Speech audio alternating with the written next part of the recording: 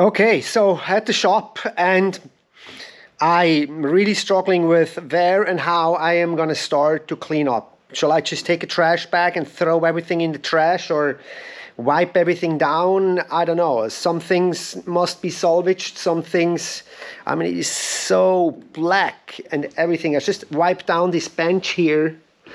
Just this bench here on the side. That was not even near the window. And it's just like, that's how that looks like. So, and then where am I going to put all this shit here? Like, where is this all going to go while I'm cleaning up? So I don't know. I maybe I'll just start wiping and shop whacking and the vacuum, and gonna have to take an inventory of everything that I have here, and yeah, just I guess, well, every day an hour or two and see how long it takes. Oh yeah, and I forgot to mention, in the last video we were talking about how I was going to the hotel and the whole tourist opening. And yesterday I did have a hotel shift there, and I saw one honeymoon couple checking in with a timeshare, and people were calling from the mainland and they were all very concerned. You know, I mean, like I had like 3 phone conversations, and people are definitely very wary about coming back to Maui. It's not like after COVID, we're like, yeah, let's go. It's more like, ooh, should we go? Is this a good idea? So even though this October 8th date is still standing, I'm starting to have the feeling that there's not a lot of people are going to show up here and just like going to go like, yeah, let's go to party around a place where town is burnt down. Because if we were seeing that, then of course, you know, then we definitely would have a big conversation with these people. But the people that I talked to were like, yeah, you know, we're going to come back, and I guess, and we want a tip. We're going to give you good tips, and we want to go volunteer for a day and all of that. So those timeshare people, they've been coming here for 20 years plus with their kids when they were little. Back at the shop, more cleanup, and yes, I was wearing a mask, but I am drenched. And it's just so sad. I have to dismantle everything with my hands that I built with my hands. And yes, I know, I'm lucky. I didn't lose a house, and I'm not saying anything. But, you know, I can only talk from my perspective the most. And it is sad when you have an empty space behind you, or getting empty, getting ready to clean out, throw out. And by the way, really thank you everybody that feels like they have all these constructive ideas to send. Some of them are really helpful. You don't need to call me and yell at me like the guy yesterday. Definitely no need to call from the mainland and tell us that we're idiots for not having killed off our government yet, or our governor. So no need for that. We definitely don't need. And if you want to uncover the truth for yourself, then why not just fly out here and come look on your own, and maybe do that rather than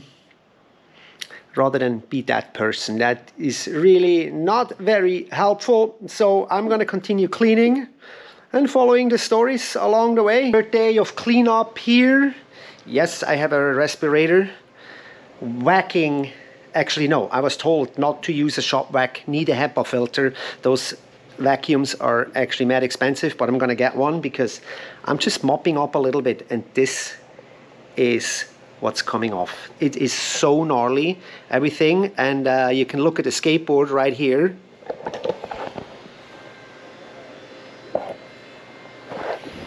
That's all the shit that blew in from outside, and look at all that stuff here. It all has to come out. That's every time I come up here, I'm thinking like, oh my gosh, this all needs to come out. Salvaged, cleaned, hopefully hopefully insurance. There is so much stuff. It is absolutely insane. And I just had a guy up here who is kind of doing disaster cleanup, or I'd say fire, flood, interior damages, and he was looking through this and he's like, yeah, this is so many man hours with the carpet and cleaning those boards, or who is going to clean it, you know? Everything here, it's just overwhelming, you know? Like I'm just mopping here with this, you know, for now. and wearing my respirator and see if I can clean out, and everything needs to come out, and then repaint and open up here, you know, open this up. This is where the garage door is rolling up, so we got to go in there because everything kind of pushed in through here, and it is just on and on. And the amount of money that this is all going to cost, just my unit alone, what's that going to cost? And now you can multiply that by all the units here that are still alive, and then not to speak of debris removal in the burn zone. So we are, yeah, now I get it. This is going to be a year or more.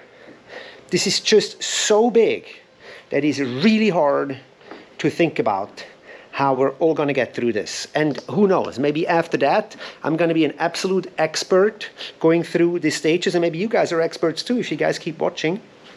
And maybe we can then help other people when such a fire occurs somewhere, somehow. Again, day 45, and I'm Febrezing the shit out of this place here, hoping that's gonna help. The smell up here is not that bad, but the carpet down here, this carpet definitely still smells of smoke. Right, excuse me. All right, so the cleanup is going on. Being told by so many people, do not go in there, don't be here. I'm wearing a mask. I definitely will go buy a new shop vac. HEPA filter, definitely a must. So I'm going to spend those $600-700 on a HEPA filter shop vac so I can continue to vacuum in here. I kind of did sweep and vacuum, but always with a filter on.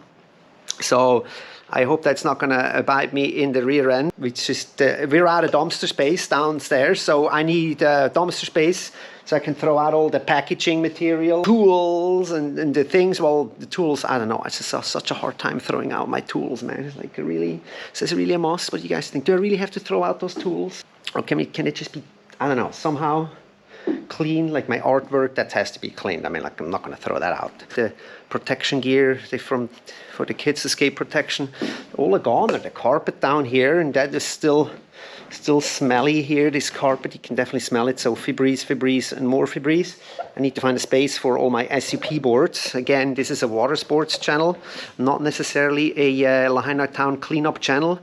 I am wanting to just take my community on my journey and sharing other people's journey along the way from the water sport community, but I am not in the position to cover everything, and I'm not a specialist, I'm not an insurance person, I'm not a litigator, I'm not a county person, I am not a FEMA person or an EPA person. I'm just a guy with a stand-up magazine, and if this video appears to be taking off and people like it, look, this is what I do. Like, I do this magazine for 13 years and skateboards, longboards for 13 years here from Maui, and together with my partner over in Germany.